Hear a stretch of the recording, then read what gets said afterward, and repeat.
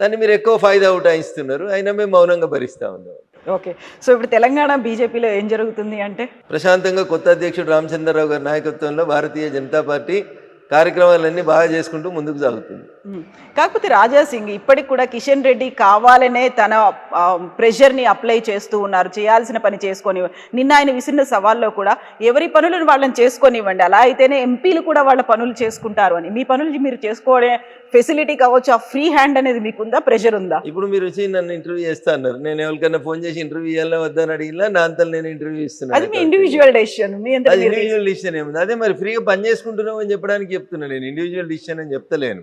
టీవీలోకి interview ఇవ్వద్దు రామచంద్రరావు గారు చెప్పలేదు, చెప్తే రాజాసింగ్ గారు ఎట్లా ఇస్తారు ఇంటర్వ్యూలు? ఇయ్యరు కదా. సో ఆయన ఛాలెంజ్లు అయితే విసురుతున్నారు. ఆ తర్వాత గ్రూపులు ఉన్నాయి, సమాధానం గ్రూపులు 100% నాకైతే కనబడతలేవు. మరి మీ అద్దాలు పెట్టుకొని చూస్తే నాకేమైనా కనబడతాయో తెలియదు, నాకు అద్దాలు రాలేదు, ఇంకా నాకు గ్రూపులు కనబడతలేవు. ఓకే, ఈ అద్దాలు గ్రూపుల కోసం కాదులేండి చూడడానికి, కానీ యాక్చువల్గా అంటే ఆ చూపులో ఇక్కడ తేడా ఉంది అని అర్థం. నా చూపులోనే ఉందా? మరి సోషల్ మీడియా, జర్నలిస్ట్ మిత్రులు, సోషల్ మీడియా ఏముంది? అది మీ ఇష్టం ఉన్న మీ చేతిలో సెల్ ఫోన్ ఉంది, మీ నోటికి వచ్చింది రాస్తారు, దానికి ఎవరిని జవాబు చేస్తారు? మీకు జవాబు జరుగుతానని లేదు, నేనేం చేయాలి దానికి? నా ఫోన్ నా ఇష్టం అంటారు మీరు, నేనేం చేస్తాను దానికి? అందుకనే కొత్త చట్టాలు వస్తాయి, వచ్చినాక చూద్దాం. ఎప్పుడు వస్తున్నాయి? ఏం చట్టాలు అవి? సమయం సందర్భాన్ని బట్టి తీసుకొస్తాం. సో నియంత్రించే చట్టాలా, గ్యాగ్ ఆర్డర్స్ లాంటివి వస్తున్నాయా? ఏం చెప్తా ఉన్నా నేను, చట్టాలు తీసుకొస్తామని చెప్పినాం, నియంత్రిస్తామని చెప్పలేదు. నేను ఏం చట్టాలు తెస్తారంటే, మీరు నా ఇంట్లో పైసలు ఉన్నాయి, నేను 10 మందికి సరిపోయి భోజనం వండుతాను, ఒకళ్ళే తింటారు, 9 మంది భోజనం రోడ్డు మీద వారేస్తా అంటే ఏస్ అది ఆపాలే అని చెప్తాం. అది నియంత్రించే చట్టం అవుతుందా? నోరున్నది కదా, ఎవరిని పడితే వాళ్ళని రెగ్యులేషన్ అనేది అవుతుంది, రెగ్యులేషన్ తెస్తాం. ఫుడ్ రెగ్యులేటరీ యాక్ట్ తెస్తాం. మీరు హోటల్కి పోతారు, 10 మందికి సరిపోయి టిఫిన్ ఆర్డర్ ఇస్తారు, మీకు నచ్చిన 2 ఇడ్లీలు తిని మిగతా అంతా బయట వారేంటే బయట ఫుడ్ లేకుండా చచ్చిపోతున్న జనం కోసం ఆలోచించమని మేమంటాం. అది మీకు నియంత్రణ లాగా కనబడుతుంది. నా డబ్బులు నా ఇష్టం అంటే ఎట్లా ఒప్పుకుంటారు? నీ డబ్బులు కాదు, ఈ దేశంలో నువ్వు పనిచేస్తే నీకు వచ్చిన వేతనం అది. ఈ దేశంలో మిగతా ఎట్లున్నారో కూడా చూడాల్సిన సామాజిక బాధ్యత ఉంటుంది మీ మీద. దాన్ని విస్మరించి నా ఇష్టం ఉన్నట్టు నేను ఉంటా అంటే ఉండనియేది. ఈ దేశంలో కొన్ని సంస్కృతులు, పద్ధతులు, సాంప్రదాయాలు, విలువలు, చట్టాలు, రాజ్యాంగం ఉంది. ఇది ఎటు పడితే అటు ఎవరు పడితే వాళ్ళు ఏది పడితే చేస్తామంటే నియంత్రించేందుకు బరాబరి చట్టాలు వస్తాయి. మీరు ఏమనుకుంటే మాకేమవుతుంది? జనానికి ఉపయోగపడే చట్టాలు తీసుకొస్తాం.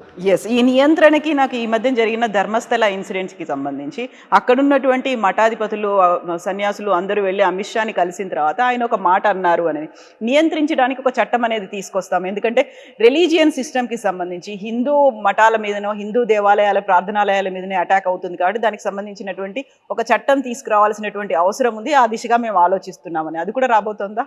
ఇప్పుడు సికింద్రాబాద్లో మీరు ఒక హనుమంతుని దేవాలయం ధ్వంసం అయింది. ఏం చెప్పారు పోలీసు వాళ్ళు? ఓ మతిస్థిమితం లేని కర్ణాటకకు చెందిన వ్యక్తి చేసిండు అని చెప్పారు.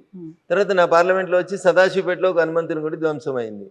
అదేదో మతిస్థిమితం లేనోడు పోయింది చేసిండ్రు అన్నారు. రీసెంట్గా ఒక 1 మంత్ బ్యాక్ నేషనల్ హైవే మీద రుద్రారం అనే విలేజ్లో హనుమంతుని విగ్రహం ధ్వంసం అయింది. వీళ్ళంతా పక్క రాష్ట్రాలకు వెళ్ళి వచ్చి మతిస్థిమితం లేని వాళ్ళు వచ్చి 100 కిలోమీటర్లు ట్రావెల్ చేసి వస్తుంటే వాడికి మధ్యలో మసీదు కనబడతలేదా? రోడ్డు మీదనే ఉంటాయి కదా మసీదులు. వాడికి దారిలో ఎక్కడ చర్చి కనబడతలేదా? 200 కిలోమీటర్లతో ఒక హనుమంతుని కూడా కనబడుతుందా? అంటే దేవాలయాల మీద దాడులు జరుగుతుంటే మౌనంగా చూసుకుంటూ ఉండాలి. మేము 100% ఉన్న హిందువులు మౌనంగా ఉండాలి. 10% లేని వాళ్ళు వచ్చి రోడ్ల మీద మా మసీదుని ముట్టొద్దు, మేము రోడ్డు మధ్యలో కడతామంటే సపరేట్ కూకోవాలన్నా? సుప్రీంకోర్టు చెప్పింది కదా, ఏ ప్రార్థనా మందిరం ఉన్నా తీసేయమన్నది. తీసేస్తాం, తప్పకుండా తీసేస్తాం, నిలబడి తీసేస్తాం, నిల్చోబెట్టి తీసేస్తాం సందర్భం వచ్చినప్పుడు. నువ్వు దాన్ని నియంత్రిస్తున్నట్టుగా తల్లి ఇంకేమంటావు నీ ఇష్టం. చట్టం ముందు అందరూ సమానం అనేది మేము చెప్పదలుచుకున్నాం, చెప్తాం, అదే మాట చెప్తాం. సో ఇక్కడ నుంచి సీఎం కేంద్రానికి 53 సార్లు వెళ్ళాడు. కాకపోతే కేంద్ర ప్రభుత్వం తరఫున రావాల్సినటువంటి హామీలు కావచ్చు, విభజనకు సంబంధించినటువంటి ఇప్పటికీ అమలు జరగలేదు అనే దాంతో పాటుగా బడ్జెట్ కేటాయింపులు అనేవి. కవిత గారు, నేను అందుకని తెలుగు మీడియాకు పైత్యం అని చెప్పిన. 53 సార్లు పోయినప్పుడు ఎన్నిసార్లు మోడీ గారిని కలిసిరు, ఎన్నిసార్లు కేంద్ర మంత్రులను కలిసిరు? మీ దగ్గర లిస్ట్ ఉందా? లేదు. పేపర్ కటింగ్లు ఉన్నాయా? తీసుకురారు. ఒక 15 రోజుల తర్వాత మళ్ళీ కలుద్దాం కవిత గారు. నేను ఓపెన్గా ఛాలెంజ్ చేస్తున్నా. 53 సార్లు వచ్చిండు కదా ఆయన. కాంగ్రెస్ పార్టీ పెద్దలను కలవడానికి ఎన్నిసార్లు వచ్చిండు ఢిల్లీకి? భారతీయ జనతా పార్టీ నాయకత్వంలోని ఎన్డీఏ ప్రభుత్వ పెద్దలను కలవడానికి ఎన్నిసార్లు వచ్చిండు? కాంగ్రెస్ వాళ్ళు ఎన్నిసార్లు అపాయింట్మెంట్ ఇచ్చారు? ప్రభుత్వ పెద్దలు ఎన్నిసార్లు అపాయింట్మెంట్ ఇచ్చారు? తీరు మీ 53 అపాయింట్మెంట్లు డేట్లు దిగిరు. నేను ఇంట్లో లేని, ఇంట్లో ఉంటే నా దగ్గర ఫైల్ ఉంది. ఏ రోజు వచ్చిండు, ఏ రోజు ఎంతమందిని కలిసిండు అనేది నేను ఇస్తాను మీకు లిస్టు. వచ్చిన ప్రతిసారి మేము ఇచ్చినాం. ఆఖరికి నీకు రాహుల్ గాంధీ నీకు ఇవ్వలేదు టైం, మేము ఇచ్చినాం. మా ప్రధానమంత్రి గారు ఇచ్చిర్రు, ఈ దేశ ప్రధానమంత్రి గారు ఇచ్చిర్రు. ఎట్లా కవిత గారికి ఇట్లా అంటే బురద తలితే ఎట్లా?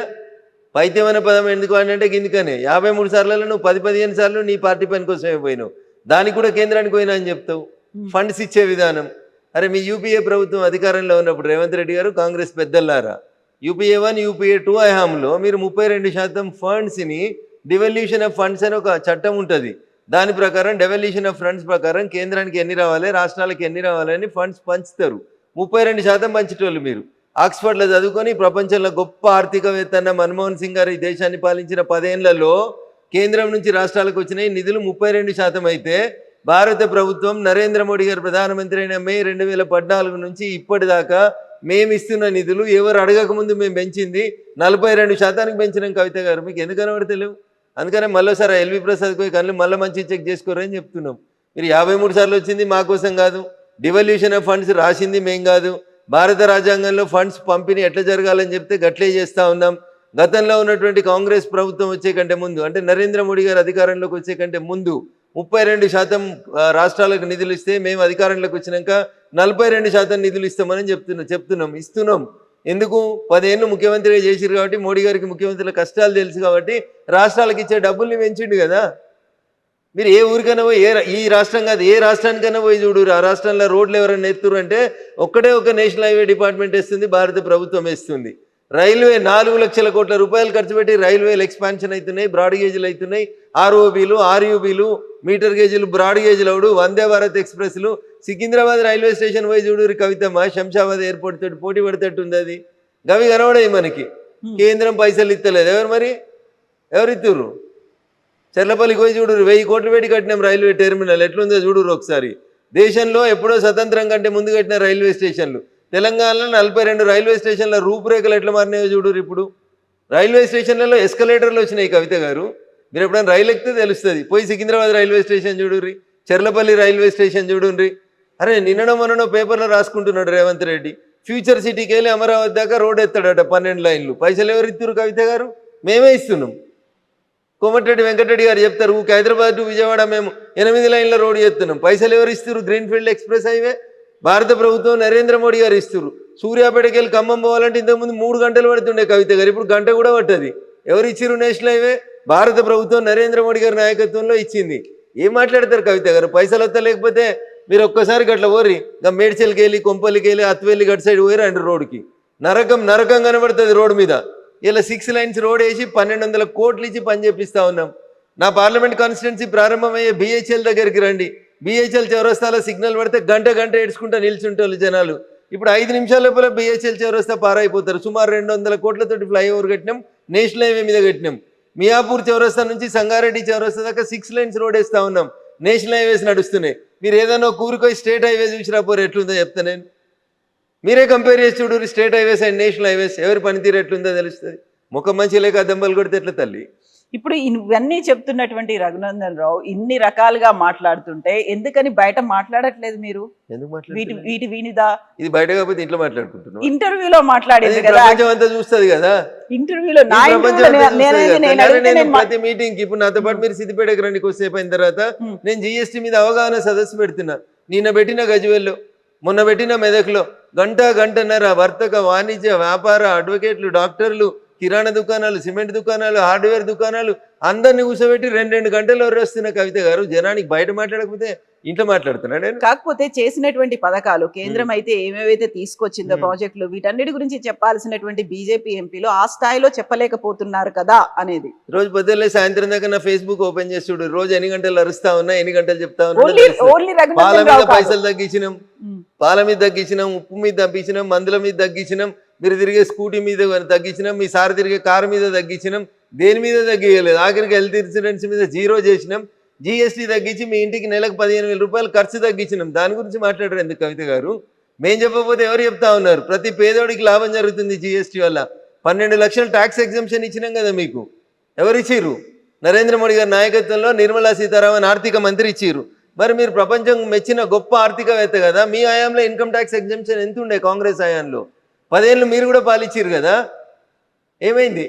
అయితే నేను అనేది కేవలం రఘునందన్ రావే ఎందుకు మాట్లాడుతున్నాడు, మిగిలిన ఎంపీలు కావచ్చు, ఎమ్మెల్యేలు కావచ్చు, ఇక్కడ ఉన్నటువంటి లీడర్లు ఇవన్నీ ఎందుకు మాట్లాడలేకపోతున్నారు? ఎందుకని చెప్పట్లేదు? ఎవరు చెప్తలేదు?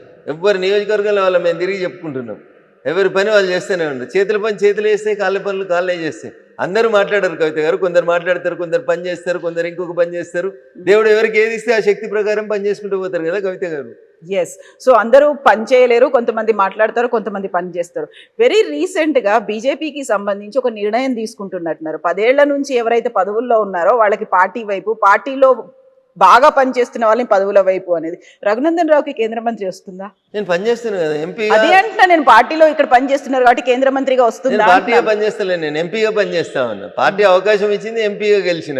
అరే 20 లక్షల మంది జనానికి పొద్దుగలైతే సాగుకోసలు ఉన్నది, వర్షాలతోటి రోడ్డు తెగిపోతున్నాయి, మోరీలు తెగిపోతున్నాయి, జ్వరాలు వస్తున్నాయి, రకరకాలైనటువంటి సమస్యలు వస్తూ ఉన్నాయి. అన్ని సమస్యల్ని అడ్రస్ చేసేందుకు పని చేస్తూనే ఉన్నా కదా. 24/7లో నేను కూడా చూడరు మీరు ఒకసారి. నేను అందుకనే చెప్పిన మీకు, నేను చెప్తే నాది నేను గొప్పగా కనబడుతుంది. నా ఫేస్బుక్ పేజ్ ఓపెన్ చేస్తే తెలుస్తుంది నేను ఎన్ని గంటలు ఇంట్లో ఉన్నా, ఎన్ని గంటలు బయట ఉన్నా తెలుస్తుంది. నిన్న పొద్దుల జిన్నారంలో ఉన్నా, సంగారెడ్డి జిల్లాలో ఉన్నా. నిన్న సాయంత్రం వచ్చేసరికి నేను మళ్ళీ గజ్వేల్కి పోయినా, సిద్దిపేట జిల్లాకు పోయినా. ఎంతమందిని కలిసినా, ఎన్ని సంఘాలను కలిసినా, జిఎస్టీ గురించి ఎంత ఎక్స్ప్లెయిన్ చేస్తున్నాం. సేవా పక్వాడా నరేంద్ర మోడీ గారు 75వ జన్మదినాన్ని పురస్కరించుకొని ఏమేం చేయాలి, 17 సెప్టెంబర్ నుంచి అక్టోబర్ 2 దాకా కంఠశోష పెట్టుకొని చెప్తా ఉన్నారు మా ఎంపీలు. కాలుకు బల్పం కట్టకుండా తిరుగుతున్నారు మా ఎమ్మెల్యేలంతా కాన్స్టిట్యున్సీలలో. అందుకే అంటున్నా నేను, మంత్రి పదవి వస్తుందా అని అడుగుతున్నాను. ఏం మంత్రి పదవి? నాకు మంత్రి పదవి వస్తుంది కేంద్రంలో అని అడుగుతున్నాను. కేంద్రంలో ఇప్పుడు ఎక్స్పాన్షన్ లేదు కదా తల్లి. తొందరలో మొన్న తీసుకున్నటువంటి ఒక నిర్ణయం ఇంటర్నల్ గా జరిగింది. నేను మొదటిసారి గెలిచినటువంటి ఎంపీని కవిత గారు. నాకంటే చాలా మంది సీనియర్లు ఉన్నారు, 3 సార్లు గెలిచిన వాళ్ళు, 4 సార్లు గెలిచిన ఎఫిషియన్సీ ఎవరి దగ్గర అవుతుందో, ఎవరైతే క్రమశిక్షణ కలిగినటువంటి కార్యకర్తగా పార్టీ ఏం పని చేయమంటే ఆ పని చేస్తాను. పార్టీ పిలిచి అది ఏం చేయమంటుందో ఆ పనికి నేను కట్టుబడి ఉంటాను. రేపు పిలిచి మంత్రి పదవి ఇస్తే ఇంకా వేగంగా పనిచేస్తాం, ఇంకో పదవి ఇస్తే ఇంకా పని చేస్తాం. లేదు ఇప్పుడు ఉన్నదానికి న్యాయం చేయమంటే చేస్తాం, న్యాయమే చేస్తాం. సో డిమాండ్లు ఏమి ఉండవా రఘునందన్ రావు? ఏమీ ఉండవు, సైలెంట్ గా వర్క్ చేసుకుంటూ పని చేసుకుంటూ పోతుంటే వద్దంటే వస్తాయి కవిత గారు. పని చేయని వాళ్ళకి రావు ఏం కానీ. నేను పని నమ్ముకుని పని చేసుకుంటూ పోతూ ఉంటాను. శివుడు ఆజ్ఞ లేకపోతే చీమ గారు అది నన్ను వస్తున్న దేవుడు ఏదో రాసి పంపించి ఉంటాడు, దాని ప్రకారం నడుస్తూనే ఉంటుంది journey. Either you can change my life or I can change your life. Exactly. So ఇప్పుడు జిహెచ్ఎంసీ ఎలక్షన్స్ కి సంబంధించి అవుతాయి అంటారా? ఎప్పుడుండే ఛాన్సెస్ ఉంటాయి? జూబ్లీ హిల్సే కాలేదు, జిహెచ్ఎంసీ దాకా ఎందుకు పోతారు కవిత గారు? పొద్దుగా లేచిరు ఛాయ్ తాగురు, అప్పుడే బిర్యానీ ఎట్లా తింటారు? బిర్యానీ సాయంత్రం దాకా ఎప్పుడైనా తినవచ్చు, ముందు ఛాయ్ తాగురు. జూబ్లీ హిల్స్ కానీ జూబ్లీ హిల్స్ అయినాక జిహెచ్ఎంసీ పెట్టాలన్నా వద్దా? ఇప్పుడు సర్పంచ్ పెట్టిండు కదా, ఎంపీటీసీ పెట్టిండు కదా, మున్సిపాలిటీ పెట్టిండు కదా, అట్లా జిహెచ్ఎంసీ పెడతాడా చూద్దాం. జూబ్లీ హిల్స్ ది ఎట్లా ఉండబోతుంది ఏమనుకుంటున్నారు మీరు? 100% భారతీయ జనతా పార్టీ అభ్యర్థి గెలుస్తాడు. ఎవరుంటారు? పార్టీ ఎవరిని నిర్ణయిస్తే వాళ్ళు ఉంటారు. ఓకే, దెన్ వాట్ అబౌట్ ఆ 10 గారు కూడా దరఖాస్తు చేసుకోవచ్చు. ఇంకా జాయిన్ అవ్వలేదు, అవ్వకుండా జాయిన్ పెట్టుకోవచ్చు దరఖాస్తు. ఓకే, జిఎస్టీ మీద అంత గొప్పగా మాకు సాయం చేసింది కాబట్టి నేను ఒక పేదింటి ఆడబిడ్డను నేను పోటీ చేస్తాను, మీరు వచ్చి కూడా పెట్టుకుంటే పరిశీలిస్తాం, అట్లా ఎవరైనా రావచ్చు. ఓకే, సో ఇప్పుడు 10 మంది ఫిరాయింపు ఎమ్మెల్యేలకు సంబంధించి ఏమవుతుందని అనుకుంటున్నారు వాళ్ళు? ఇంకా బీఆర్ ఏం కాదు, ఏమైతే ఏం జరగదా? అది ఏమైతే తల్లి, సుప్రీంకోర్టు చెప్పింది స్పీకర్ ని నిర్ణయం తీసుకోమన్నది. 3 నెలల్లో నిర్ణయం తీసుకోండి, చర్యలు తీసుకోండి అంది. 3 నెలల్లో తీసుకోండి అని చెప్పలేదు, తీసుకుంటారని ఆశిస్తున్నాం అన్నది. చేస్తావా చేస్తావా అనలేదు సుప్రీంకోర్టు, చేస్తారని ఆశిస్తున్నా అన్నది. ఆశించడాన్ని ఇప్పుడు వాళ్ళు ఒక ఆదేశం ఇచ్చిర్రు, ఈయన పాటిస్తాడు, 3 నెలల్లో వింటాడు. ఒక్క ఎమ్మెల్యే కూడా పార్టీ మారలేదనే రాసిచ్చిర్రు, దాని మీద నిర్ణయం ఇస్తాడు, అయిపోయి అంతే. వాళ్ళు ఆదేశించారు, ఈయన చించుతాడు, అంతే. ఏముంటుంది తల్లి అందులో? ఇంకంతకు మించి ఏం జరగదు. నాకున్న పరిజ్ఞానం మేరకు అంతకంటే ఎక్కువ ఏమవుతుంది కవిత గారు? సరే, ఇప్పుడు మనం ధర్మస్థల ఇప్పుడు వాళ్ళు ఇష్యూస్ చెప్పినారు కదా, ఎమ్మెల్యేస్ అంతా రాసిన రాతపూర్వకమైన సమాధానంలో మేము పార్టీ మారలేదు, మేము ముఖ్యమంత్రి గారిని పనుల కోసం అని పోయి కలిస్తే ఆయన జాతీయ జెండా ఉన్నటువంటి 3 రంగులు కప్పిండు, అది కాంగ్రెస్ కండువ కాదు, అలా చేయి గుర్తు లేదు అన్నాడు, అయిపోయాయి. దే రెండుసా పంచాయతీ, ఇంకేం పడైంది? సో ఆన్సర్ బానే ఉందా? సఫిషియంట్ గానే ఉంది అంటే తెలుగు గల వకీళ్ళు రాసిచ్చారు దానికి సమాధానం. గట్లా ఉండాలి కదా తెలుగు గల వకీళ్ళు కూడా. అంటేనే తెలుగు గలవాడు కదా, క్లయింట్ కాపాడుకునేటోడు వకీలు కదా, కలిసి వచ్చేట్టుగా ఉన్నది వాళ్ళకి. అంటే అడ్వాంటేజ్ ఏంటంటే అక్కడ పార్టీ కండువా, జాతీయ జెండా ఉన్న కండువా రెండు దాదాపు ఒకే రకంగా ఉంటాయి కాబట్టి అది వాళ్ళు డిఫెన్స్ తీసుకోవడానికి కలిసి వచ్చినట్టు కనబడ్డది. ఇప్పుడు అలా బండ్ల కృష్ణమోహన్ రెడ్డి గారు అని ఒక ఎమ్మెల్యే ఉన్నారు, గద్వాల ఎమ్మెల్యే గారు, మీకు గుర్తుండాలి. ఆయన ఒకసారి ఒక పోలీస్ స్టేషన్లో పోయి కంప్లైంట్ పెట్టిండు, గుర్తుందా కవిత గారు? ఏమని పెట్టిండు? కాంగ్రెస్ వాళ్ళు వాళ్ళ ఫ్లెక్సీలో నా బొమ్మ పెడుతుర్రని ఆయన ఎఫ్ఐఆర్ చేయించిండు. అంటే దాని అర్థం ఏంది కవిత గారు? ఏం చెప్పు, నాకు తెలియక అడుగుతున్నా. కాంగ్రెస్ వాళ్ళ ఫ్లెక్సీలో ఈయన ఉన్నాడు అంటే కాంగ్రెస్ వాళ్ళు వాళ్ళ ఫ్లెక్సీలలో నా బొమ్మ పెట్టుకున్నారు, తప్పుగా నా బొమ్మను పెట్టి ప్రచారం చేస్తున్నారని ఎమ్మెల్యే పోయి పోలీస్ స్టేషన్లో కంప్లైంట్ రిజిస్టర్ చేయించి వచ్చిండు. ఆయన కాంగ్రెస్ లో ఉంటే కేసు ఎందుకు రిజిస్టర్ చేపిస్తాడు? సో అంటే ఆయన బీఆర్ఎస్ అని మీరు అంటున్నారు. నేను అంటలేను తల్లి, ఆయన చెప్పింది చెప్తా ఉన్నా, నాకేం అవసరం, నేను ఆయన వకీల్ కాదు, నాకు సంబంధం లేదు. సో ఇప్పుడు మనం ధర్మస్థల గురించి మాట్లాడుకుంటే ధర్మస్థలలో ఏం జరిగిందని అనుకుంటున్నారు? ఎందుకని అంత మాస్ బరియల్ అనే దేశవ్యాప్తంగా ఒక నెగటివ్ ప్రోపగండా అయింది? మన పక్కన ఉన్నటువంటి పొరుగు దేశాలను మీరు గమనిస్తూ ఉన్నారు. లెఫ్ట్ వింగ్కి సంబంధించినటువంటి మేధావులన్నీ కలిసి దేశాలను అస్థిరం చేసి, చిన్న భిన్నం చేసి, పార్లమెంట్లను తగలబెట్టించి, ప్రైమ్ మినిస్టర్లు ఇళ్ళని తగలబెట్టించి, అంత నానా న్యూసెన్స్ ఎవరు చేస్తూ ఉన్నారంటే ఈ విచ్చలవిడితనానికి అలవాటు పడ్డటువంటి లెఫ్ట్ వింగ్కి అనుబంధంగా పనిచేసేటువంటి వ్యక్తులు, ద సోకాల్డ్ మేధావులు. ఎవడో పైసలు ఇస్తే వీడు ఆ మేత తిని ఏమంటారు, ఆవు గడ్డి తిని పెండబెట్టినట్టు చేసేటువంటి మూర్ఖులు వీళ్ళంతా. ఆ దేశంలో ఉండి ఆ దేశాన్ని పతనాలు కోరుకుంటున్నారు. శ్రీలంకలో 3 ఏళ్ల కింద అదే అవుతుంది, 2 ఏళ్ల కింద బంగ్లాదేశ్లో అవుతుంది, 4 రోజుల కింద పక్క నుండి ఇంకో దేశంలో జరుగుతుంది. ఎందుకు జరుగుతున్నాయి ఇవన్నీ? ఎందుకు జరుగుతున్నాయి? ఎవరి వల్ల జరుగుతున్నాయి? ప్రజాస్వామ్యంలో ఒక పద్ధతి ఉంటుంది. ఎలక్షన్లకి, ఓటుకి, మీకు నచ్చని నాయకుడు ఉంటే ఎలక్షన్లో దించడానికి ఒక అవకాశం ఉంటుంది. ఏంది పంచాయతీలన్నీ? ఎందుకు జరుగుతున్నాయి ఇవన్నీ ఒకసారి ఆలోచించరు మీరు. దయచేసి ఆలోచిస్తే ప్రజలకు అర్థమవుతుంది. హిందూ మతం మీద బురద జల్లతందుకు జరుగుతున్నటువంటి కుట్రలు కుతంత్రాలు కాకుండా ధర్మస్థలంలో ఏం జరుగుతుంది? కేరళ ఎంపీ వైపు ఏళ్ళు ఎందుకు పోతా ఉన్నాయి? ఎవరా కేరళ ఎంపీ? ఆయనకి ధర్మస్థలకి ఏం సంబంధం? ఆయన ఏ మతం మీద దాడి చేస్తూ ఉన్నాడు? ఆయన ఏ మతాన్ని పాటిస్తూ ఉన్నాడు? ఒకసారి ఆలోచించరు దయచేసి.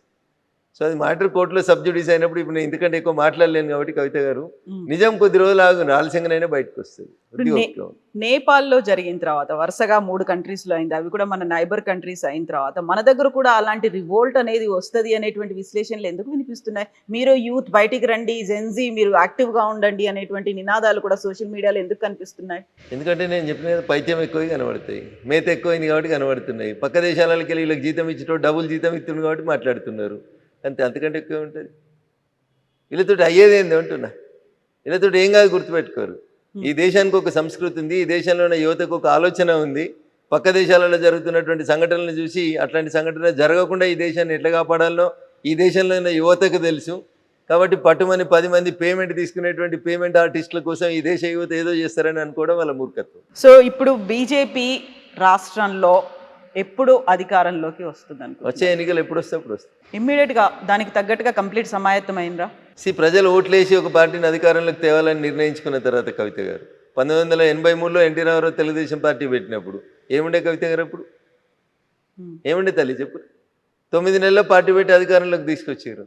భారతీయ Janata party is a party with difference. సిద్ధాంతం కోసం, కమిట్మెంట్ కోసం అనేక మంది కార్యకర్తలు చచ్చిపోతూ సంవత్సరాల తరబడి నుంచి ఎత్తిన జెండా కోసం కొట్లాడుతున్నటువంటి కమిట్మెంట్ ఉన్న కార్యకర్తలు ఉన్న పార్టీ భారతీయ జనతా పార్టీ. దీనికి సన్నద్ధం ఏముంది కవిత గారు? ప్రజలు ఓట్లు వేయాలనుకోవాలి. 10 సంవత్సరాల టీఆర్ఎస్ పాలన చూసారు, 5 ఏళ్ళు ఉంటుందో లేదో నాకు తెలియదు కానీ 5 ఏళ్ళ కాంగ్రెస్ పాలన చూస్తారు. ఇక అప్పుడు ఎవరికి ఓటు వేయాలనుకుంటారు ప్రజలు? ఇద్దరిని చూసిన తర్వాత క్వైట్ న్యాచురల్గా థర్డ్ ఆప్షన్ మేమే కనబడతాం, మాకే ఓట్లేస్తారు. ఎప్పుడు ఎన్నికలు వచ్చినా నేను చర్చ మొదలుపెట్టినప్పుడు అర్ధగంట తిట్టిన వాళ్ళని, అన్నకి చెల్లెకి లేదు, బావకి మరదలకి లేదు, తండ్రికి బిడ్డ మీద కంట్రోల్ లేదు, గాళ్ళకి ఎందుకు ఓటేస్తారు కవిత గారు? కాకుండా జనాలు మళ్ళీ కేసీఆర్ రావాలని కోరుకుంటున్నారు, పూజలు చేస్తున్నారు, దేవాలయాల దగ్గర కూడా వాళ్లే కనిపిస్తున్నారు అనేది ఇదంతా ఆర్టిఫిషియల్ మూవ్మెంట్ని పైసలు ఇచ్చి నడిపిస్తారు అని చెప్తా ఉన్నాను. 100% ఆర్టిఫిషియల్ మూవ్మెంట్. వచ్చే ఎన్నికల వరకు టీఆర్ఎస్ ఏమవుతుంది, ఎట్లుంటుంది అనేది ఒకసారి చూద్దాం, కొద్దిగా వెయిట్ అండ్ సీ.